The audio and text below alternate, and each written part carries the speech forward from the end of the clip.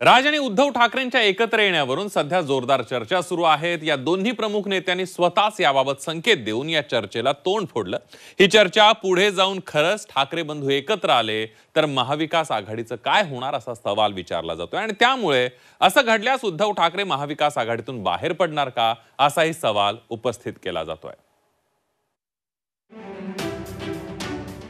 ठाकरे बंधू मिलनावरून राज्यातलं राजकारण ढवळून निघालंय। मात्र त्याच वेळी महाविकास आघाडीचं काय होणार असा सवालही विचारला जातोय, कारण शिवसेना ठाकरे पक्ष हा महाविकास आघाडीमधील महत्त्वाचा घटक पक्ष आहे। दुसरीकडे राज ठाकरेंनी काँग्रेस आणि राष्ट्रवादी शरद पवार पक्षावर टोकाची टीका केली आहे। राष्ट्रवादी काँग्रेस तर राज ठाकरेंच्या कायम टार्गेटवर राहिलेला आहे।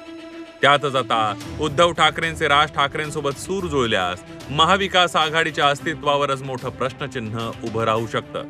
दरम्यान ठाकरे बंधू एकत्र आल्यास उद्धव ठाकरेंना महाविकास आघाडीतून बाहेर पडावं लागेल असं केंद्रीय राज्यमंत्री रामदास आठवलेंनी म्हटलंय। उद्धव ठाकरे आणि राज ठाकरे एकत्र आले तर महाविकास आघाडीमधून उद्धव ठाकरेंना बाहेर पडावं लागेल, कारण राज ठाकरे यांना काँग्रेस राष्ट्रवादी आपल्या आघाडीमध्ये घेणार नाही आणि जरी ते एकत्र आले तरी आमच्या महायुतीला काही त्याचा तोटा अजिबात नाही। ते दोघे भाऊ एकत्र येत असतील तर आम्हाला आनंद आहे। ठाकरे बंधू एकत्र आले तरी आम्हाला काहीच फरक पडणार नसल्याचा दावा काँग्रेस प्रदेशाध्यक्ष हर्षवर्धन सपकाळ यांनी केला। आम्ही एकत्र होतो आणि राहणार असा विश्वासही सपकाळ यांना वाटतोय। जी त्यांची आशा त्यांच्या वक्तव्यातून आणि त्यांच्या धोरणातून जी दिसत होती यातून त्यांचा भ्रमनिरस झालेला आहे। त्यामुळे भारतीय जनता पार्टी यांनी फसवणूक केलेली आहे असा त्यातला अर्थ आहे आणि महाराष्ट्र धर्म बुडवायला भारतीय जनता पक्ष निघालेला आहे। हा तुर्तास त्यांचा या विषयाच्या अनुषंगाने आम्ही त्यांच्याकडे बघतो। यथावकाश ते येतील नाही येतील काय होईल या संदर्भामध्ये आता कोणत्या निवडणुकाही नाहीत आणि या संदर्भामध्ये त्यांच्या पक्षात काय चाललंय नाही चाललंय ते त्यांना पहिले ठरवून घेऊ द्या, यानंतर आम्ही त्याच्यावर बोलणं उचित राहील। तर महाविकास आघाडी राहील की नाही हे पक्षप्रमुख ठरवतील असं म्हणत किशोरी पेडणेकरांनी हा चेंडू प्रमुखांच्या कोर्टात टाकलाय।